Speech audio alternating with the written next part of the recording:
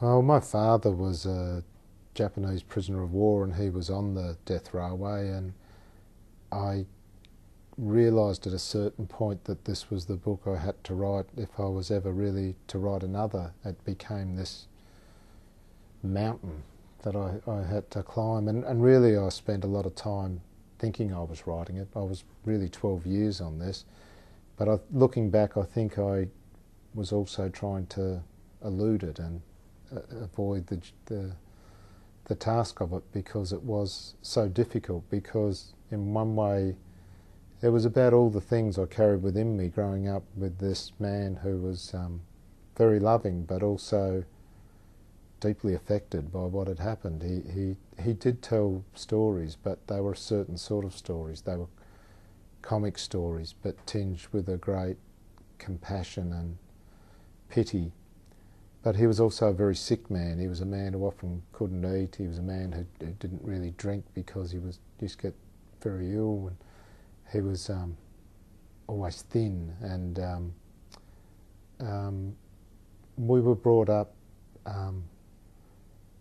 to respect everyone, that no matter what position a person had in society, you had to respect them and be grateful. Nothing mattered to him except the love people had for other people and showing that love. And only looking back now, I can see that's not always, that's unusual. You know, like the material achievement meant nothing to him. People being good to each other, kindness, tenderness, these things were so important. Respect. I thought that was just him, but now I can see so much of that came out of the terrible, terrible experience of being a Japanese prisoner of war.